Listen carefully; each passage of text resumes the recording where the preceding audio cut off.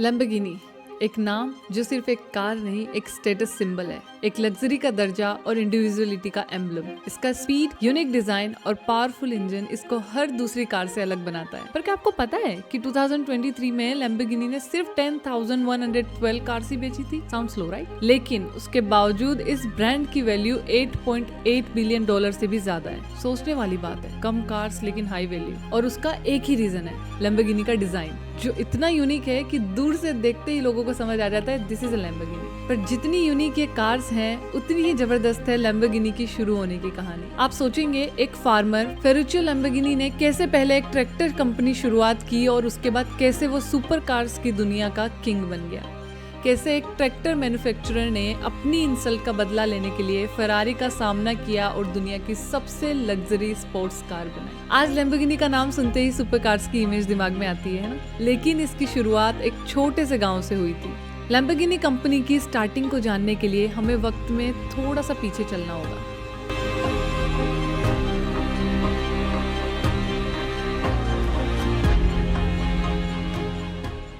बात साल 1916 की है, जब 28 अप्रैल को इटली के एक छोटे से गांव रेनेज़ो में फेरुचियो लैम्बोर्गिनी का जन्म एक किसान परिवार में हुआ था। फेरुचियो में बचपन से ही एक चीज अलग थी, उनकी मशीन्स के प्रति दीवानगी। जब उनके दोस्त टॉयज से खेलते, फेरुचियो को खेत में मशीन्स के साथ छेड़छाड़ करना पसंद था। उनका ये शौक इतना विजिबल था कि उनके पिता को समझ आ गया था मेरा बेटा किसान नहीं बनेगा। इस पैशन को और स्ट्रॉन्ग बनाने के लिए फेरुचियो ने बोलोना के पास फ्रेटेली टेडिया टेक्निकल इंस्टीट्यूट में अपनी इंजीनियरिंग की पढ़ाई पूरी की। 1940 का वक्त था और दुनिया सेकेंड वर्ल्ड वॉर में डूबी हुई थी। फेरुचियो को इटालियन रॉयल एयरफोर्स में मैकेनिक की पोस्ट मिली। अपने काम के प्रति उनकी डेडिकेशन की वजह से जल्दी ही उन्हें व्हीकल मेंटेनेंस यूनिट का सुपरवाइजर बना दिया गया। लेकिन ये सफर इतना आसान नहीं था। साल 1945 जब वॉर खत्म होने को था, इटालियन गैरिसन पे ब्रिटिश आर्मी ने कब्जा कर लिया। फेरुचियो और वहां के कई और सोल्जर्स को बंदी बना दिया गया। इस वजह से फेरुचियो 1 साल तक अपने घर नहीं लौट सके। जब वॉर खत्म हुआ तो फेरुचियो को लाइफ के लिए एक नया विजन मिला। वॉर के दौरान उन्होंने जर्मन इंजन्स की टेक्नोलॉजी को डीपली समझा और मैकेनिक्स के काम में परफेक्शन हासिल की। व्हीकल्स रिपेयर करते हुए उनका पैशन और नॉलेज और गहरा हो गया। फेरुचियो अब सिर्फ एक मैकेनिक नहीं, एक विजनरी इंजीनियर बनने की तरफ बढ़ रहे थे। वर्ल्ड वॉर 2 के खत्म होने के बाद दुनिया के हर कोने में उसके साइड इफेक्ट्स दिख रहे थे। इटली भी इसका शिकार था, एक इकोनॉमी जो टूट चुकी थी और एक देश जिसे दोबारा अपने पैरों पर खड़ा होना था। उस वक्त एक बड़ी समस्या थी, इटली के फार्मर्स के पास ट्रैक्टर्स की कमी थी। खेती के लिए जरूरी ये मशीन्स उनके लिए अफोर्डेबल नहीं थी और इस वजह से फार्मिंग प्रोडक्टिविटी काफी लो थी। यही समस्या फेरुचियो लैम्बोर्गिनी के लिए एक नई अपॉर्चुनिटी बन गई। अपने वॉर के एक्सपीरियंस और स्किल्स का यूज करते हुए उन्होंने एक नई सोच अपनाई। उन्होंने मिलिट्री व्हीकल्स के पुराने पार्ट्स का उपयोग कर अफोर्डेबल और रिलायबल ट्रैक्टर्स बनाना शुरू किया। इस तरह लैम्बोर्गिनी ट्रैटरी का जन्म हुआ, एक ब्रांड जो इटली के फार्मर्स के लिए एक गेम चेंजर साबित हुआ। जल्दी ही लैम्बोर्गिनी के ट्रैक्टर्स पूरे इटली में फेमस हो गए। ये ट्रैक्टर्स अफोर्डेबल, रिलायबल और स्टडी थे, एग्जैक्टली वही जो फार्मर्स को चाहिए थे। ये सक्सेस फेरुचियो को इटली के एक सक्सेसफुल बिजनेसमैन के रूप में स्टैब्लिश कर गई। लेकिन सोचिए, एक ट्रैक्टर बनाने वाला आदमी स्पोर्ट्स कार की दुनिया का पूरा गेम बदल देगा। कोई भी इस ट्विस्ट को प्रेडिक्ट नहीं कर सकता था, लेकिन ये तो बस शुरुआत थी। फेरुचियो लैम्बोर्गिनी का ट्रैक्टर बिजनेस इटली में टॉप पर था। सेल्स तेजी से बढ़ रही थी और वो अपनी सक्सेस को एंजॉय कर रहे थे। उनका शौक हाई स्पीड लग्जरी कार्स जैसे कि रोल्स रॉयस, मासेराटी और भी काफी हाई एंड कार्स उनकी कलेक्शन का हिस्सा थी। पर उनकी सबसे फेवरेट थी फरारी। फेरुचियो फरारी के फैन थे। उनकी स्पीड और परफॉर्मेंस उन्हें बहुत पसंद थी। लेकिन एक इंजीनियर होने के नाते उन्होंने अपनी फरारी में एक मैकेनिकल इश्यू नोटिस किया, क्लच का प्रॉब्लम। उनका मन कहता था कि अगर ये इश्यू सॉल्व हो जाए तो फरारी और भी बेहतरीन हो सकती है। इसी थॉट के साथ फेरुचियो ने डिसाइड किया कि वो अपने सजेशन सीधे फरारी के ओनर एंजो फरारी से शेयर करेंगे। उन्होंने एंजो फरारी के साथ एक पर्सनल मीटिंग फिक्स की, अपनी फरारी के क्लच इश्यूज और इम्प्रूवमेंट आइडियाज डिस्कस करने के लिए। पर यह मीटिंग एक टर्निंग पॉइंट बन गई, सिर्फ फेरुचियो के लिए नहीं, पूरी स्पोर्ट्स कार इंडस्ट्री के लिए। मीटिंग के दौरान फेरुचियो ने अपने इनपुट्स रखे, लेकिन जो जवाब उन्हें एंजो फरारी से मिला वो किसी ने नहीं सोचा था। एंजो फरारी ने अपना ब्रांड का घमंड करते हुए फेरुचियो की इंसल्ट कर दी। उन्होंने कहा, a tractor manufacturer knows nothing about sports car. ये वर्ड्स फेरुचियो के लिए एक इंसल्ट नहीं, एक चैलेंज बन गए। एंजो ने फेरुचियो को सीधे सीधे ये मैसेज दिया कि ट्रैक्टर्स बनाने वाले को स्पोर्ट्स कार के बारे में कुछ भी नहीं आता। फेरुचियो को ये बात बुरी लगी, लेकिन उन्होंने तुरंत कुछ नहीं कहा। इंस्टीड उन्होंने अपने मन में एक फैसला किया, फरारी को जवाब देना है, लेकिन वर्ड से नहीं, एक ऐसी कार बनाकर जो फरारी की लेवल को चैलेंज करे। उन्होंने सोचा, अगर मैं ट्रैक्टर्स में इंजीनियरिंग एक्सीलेंस कर सकता हूँ तो स्पोर्ट्स कार में क्यों नहीं। और यहीं से शुरू हुई लैम्बोर्गिनी की कहानी, जो सिर्फ एक कार नहीं, एक रिवॉल्यूशन बनने वाली थी। 1963 में फेरुचियो लैम्बोर्गिनी ने लैम्बोर्गिनी ऑटोमोबिली की नींव रखी और अपनी पहली सुपर कार 350 GTV बनाने का सपना देखा। उनका विजन बिल्कुल क्लियर था, पावर और लग्जरी का एक ऐसा बैलेंस जो फरारी के फ्लोस को पीछे छोड़ दे। फेरुचियो की सोच थी कि उनकी कार पावरफुल होने के साथ साथ कंफर्टेबल भी हो, जो हर तरह से परफेक्ट हो। इस विजन को रियल बनाने के लिए उन्होंने इटली के सेंट अगाटा बोलोनीसी में एक मॉडर्न फैक्ट्री बनाई, जो state of the art equipment और मशीनरी से इक्विप्ड थी। सुपर कार्स की फील्ड में सक्सेस पाने के लिए उन्होंने एक हाईली स्किल्ड टीम को हायर किया। जियोटो बिजरानी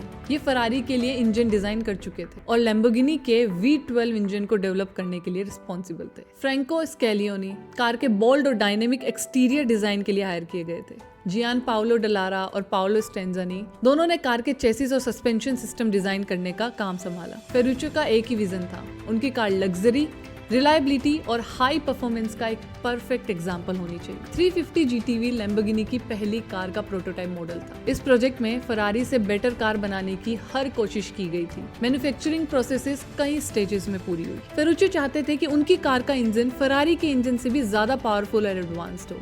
जियोटो बिजरानी ने एक 3.5 लीटर V12 इंजन डिजाइन किया, जो 360 हॉर्स पावर तक जनरेट कर सकता था। ये इंजन लाइट वेट था और हाई परफॉर्मेंस डिलीवर करता था, जो लैम्बोर्गिनी की पावरफुल रेपुटेशन को बनाने में मददगार बना। पाओलो डलारा और पाओलो स्टेंजानी ने एक light weight steel chassis design किया, जो रिजिडिटी और एरोडायनेमिक एफिशिएंसी को बैलेंस करता था। ये डिजाइन कार को हाई स्पीड स्टेबिलिटी प्रोवाइड करता था। फ्रैंको स्कैलियोने ने कार का स्लीक और डायनेमिक डिजाइन बनाया। इसमें शार्प लाइंस और कर्व्स का यूज किया गया, जो एरोडायनेमिक्स और अग्रेसिव स्टाइलिंग को दिखाता था। कार का ग्रिल, हेडलाइट एंड ओवरऑल स्टेंस उस वक्त के लिए काफी फ्यूचरिस्टिक था। लग्जरी लैम्बोर्गिनी की आइडेंटिटी का एक कोर पार्ट था। 350 GTV के इंटीरियर्स में high quality leather seats, custom dashboards और कंट्रोल पैनल्स थे, जो कार को एक प्रीमियम और कंफर्टेबल फील देते थे। अक्टूबर 1963 में 350 GTV का प्रोटोटाइप कंप्लीट हुआ और ट्यूरिन ऑटो शो में डिस्प्ले किया गया। इसने एंथुसियास्ट और इंडस्ट्री एक्सपर्ट्स को शॉक करके रख दिया। प्रोटोटाइप के बाद 1964 में लैम्बोर्गिनी ने अपनी पहली कॉमर्शियल कार 350 GT लॉन्च की। 350 GT लैम्बोर्गिनी के लिए एक इंस्टेंट सक्सेस बनी। क्रिटिक्स और एंथुसियास्ट ने इस कार को पावर और लग्जरी का परफेक्ट ब्लेंड के रूप में अप्रिशिएट किया। 350 GT के सक्सेस के बाद लैम्बोर्गिनी ने एक और रिवोल्यूशनरी स्टेप लिया, Miura. Gian Paolo Dallara, Paolo Stanzani and Bob Wallace ने एक नई कंसेप्ट कार बनाई, जो रोड कार्स में मिड इंजन लेआउट इंट्रोड्यूस करती थी। एक कंसेप्ट जो तब तक सिर्फ रेसिंग कार्स में यूज होता था। म्यूरा में एक 3.9 लीटर V12 इंजन था, जो 350 हॉर्स पावर प्रोड्यूस करता था। इसका centre engine layout wait distribution और हैंडलिंग के लिए परफेक्ट था। कार का स्लिक डिजाइन और बोल्ड एस्थेटिक्स ने म्यूरा को एक क्लासिक कार बना दिया। 1966 में जिनीवा मोटर शो में म्यूरा का प्रोटोटाइप लॉन्च हुआ, जो लोगों का दिल जीत लिया। म्यूरा की स्पीड और डिजाइन ने लैम्बोर्गिनी को एक ग्लोबल सुपरकार ब्रांड बना दिया। म्यूरा के बाद लैम्बोर्गिनी ने कॉन्टाच, डियाब्लो और एवेंटाडोर जैसे मॉडल्स लॉन्च किए, जो स्पोर्ट्स कार लवर्स के बीच पॉपुलर थे। लैम्बोर्गिनी का नाम अब पावर, लग्जरी और बोल्ड डिजाइन्स के लिए एक बेंचमार्क बन चुका था, जो फेरारी जैसे ब्रांड्स के साथ डायरेक्टली compete करता था। 1960 के एंड तक लैम्बोर्गिनी ने अपने आप को एक लग्जरी और स्पोर्ट्स कार ब्रांड के रूप में स्टैब्लिश कर लिया था। उनकी कार्स एक के बाद एक सक्सेसफुल होती जा रही थी, लेकिन 1970 के दशक ने कंपनी के लिए नए चैलेंजेस खड़े कर दिए। 1973 के ऑयल क्राइसिस ने ग्लोबल ऑटोमोबाइल इंडस्ट्री को हिलाकर रख दिया। स्पोर्ट्स और लग्जरी कार्स की डिमांड गिर गई, जिसका सीधा असर लैम्बोर्गिनी जैसी ब्रांड्स पर पड़ा। लैम्बोर्गिनी को कई फाइनेंशियल लॉसेस का सामना करना पड़ा। इसी दौरान लैम्बोर्गिनी ने एक बोल्ड और डेयरिंग कार डिजाइन किया, जो कॉन्टैच के नाम से 1970 के दायरे में लॉन्च हुई। कॉन्टेज का वेज शेप्ड और एंगुलर डिजाइन उस टाइम की ट्रेडिशनल स्पोर्ट्स कार से अलग था। हालांकि इस डेयरिंग डिजाइन को शुरू में काफी क्रिटिसिज्म मिला, पर लैम्बोर्गिनी की इंजीनियरिंग टीम ने हार्ड वर्क और रेजिलियंस के साथ टेक्निकल इश्यूज को सॉल्व किया। ये कार आज भी लैम्बोर्गिनी का एक आइकॉनिक मास्टरपीस मानी जाती है। 1980 के अंत और 1990 की शुरुआत में लैम्बोर्गिनी को एक और बड़े फाइनेंशियल क्राइसिस का सामना करना पड़ा। कंपनी अपने नए प्रोजेक्ट के प्रोडक्शन के लिए फंडिंग की कमी से जूझ रही थी। ऑनरशिप बार बार बदली गई और लोगों को लगने लगा कि लैम्बोर्गिनी अब मार्केट से बिल्कुल हट जाएगी। 1998 में वॉल्क्सवैगन ग्रुप ने लैम्बोर्गिनी का एक्विजिशन किया, जिसे ऑडी के अंडर कंट्रोल किया गया। इस डिसीजन ने लैम्बोर्गिनी के लिए एक टर्निंग पॉइंट का काम किया। ऑडी ने लैम्बोर्गिनी के प्रोडक्शन और टेक्नोलॉजी में हेवीली इन्वेस्ट किया। कार्स को नए मार्केट रिक्वायरमेंट्स के हिसाब से रीडिजाइन किया गया। वॉल्क्सवैगन के अंडर लैम्बोर्गिनी ने अपनी ग्लोरी फिर से हासिल की और एक नए एरा की शुरुआत हुई। एक्विजिशन के बाद लैम्बोर्गिनी ने 2 नए मॉडल्स लॉन्च किए। एवेंटाडोर और यूरेकन ने लैम्बोर्गिनी को सुपर कार इंडस्ट्री में और कॉम्पिटिटिव बना दिया। फेरुचियो लैम्बोर्गिनी का विजन हमेशा से केवल एक परफेक्ट कार बनाने का था। वो लोगों के लिए लग्जरी और हाई स्पीड परफॉर्मेंस एक कार में ही देना चाहते थे। लैम्बोर्गिनी के बनने की ये जर्नी इतनी आसान नहीं थी। सुपर कार मार्केट में अपनी आइडेंटिटी को बनाए रखने के लिए इनको ना जाने कितने फाइनेंशियल स्ट्रगल्स और मार्केट के बदलते सिनेरियोस का सामना करना पड़ा। लेकिन फेरुचियो लैम्बोर्गिनी ने कभी हार नहीं मानी और ना ही अपने विजन को कभी बदला। उनके हार्ड वर्क और डिटर्मिनेशन का ही रिजल्ट है कि आज लैम्बोर्गिनी एक ग्लोबल सुपर कार इंडस्ट्री का लीडर है, जिसमें डिजाइन, टेक्नोलॉजी एंड परफॉर्मेंस का अनमैच्ड कॉम्बिनेशन मिलता है। 61 ईयर्स पहले एक इंसल्ट का बदला लेने के लिए शुरू की गई एक कंपनी आज एक अनमेच्ड लेगेसी और हेरिटेज का सिंबल है। लैम्बोर्गिनी की पहचान शुरू से ही अपनी high performance and powerful engines के लिए रही है और ये लेगेसी आज भी बरकरार है। आज जहां ऑटोमोबाइल इंडस्ट्रीज इलेक्ट्रिक और हाइब्रिड कार्स की तरफ बढ़ रही है, लैम्बोर्गिनी अपने ट्रेडिशनल परफॉर्मेंस को मेंटेन करते हुए फ्यूचर टेक्नोलॉजीज में इन्वेस्ट कर रही है। लैम्बोर्गिनी का सियान FKP37 इस ट्रांसफॉर्मेशन का एक प्राइम एग्जाम्पल है, जो उनका पहला हाइब्रिड सुपर कार है। इस कार में एक super capacitor based hybrid system use किया गया है, जो एनर्जी स्टोरेज और इंस्टेंट पावर डिलीवरी के लिए काफी एफिशिएंट है। ट्रेडिशनल बैटरीज के मुकाबले ये एक यूनिक और इनोवेटिव हाइब्रिड सॉल्यूशन है, जो लैम्बोर्गिनी के फॉरवर्ड थिंकिंग अप्रोच को रिफ्लेक्ट करता है। आज लैम्बोर्गिनी इनोवेशन, लग्जरी और परफॉर्मेंस का एक अनमैच्ड सिंबल है। हर नए मॉडल में एक नई टेक्नोलॉजी और विजन का ग्लिम्स मिलता है, जो ब्रांड की लेगेसी और फ्यूचर के कमिटमेंट्स को दिखाता है। लैम्बोर्गिनी का सफर इवोल्यूशन और इनोवेशन का एक परफेक्ट एग्जांपल है। लैम्बोर्गिनी ने हमेशा अपने कस्टमर्स को हाई परफॉर्मेंस और बोल्ड डिजाइन से शॉक किया है। फेरुचियो ने सभी को ये सिखाया है कि सपना छोटा या बड़ा नहीं होता, सिर्फ उन्हें पूरा करने का जज्बा होना चाहिए। आज लैम्बोर्गिनी कार सिर्फ स्पीड का सिंबल नहीं, बल्कि एक विजन और करेज का मिसाल है। फेरुचियो लैम्बोर्गिनी की कहानी एक इंसान का विजन और डिटर्मिनेशन की मिसाल है। फार्मिंग बैकग्राउंड से आने के बावजूद उन्होंने अपने सपनों को कभी सीमित नहीं रखा। ट्रैक्टर्स बनाकर अपने करियर की शुरुआत करने वाले फेरुचियो ने एक सक्सेसफुल बिजनेस एम्पायर खड़ा किया और फिर अपने पैशन के पीछे चलते हुए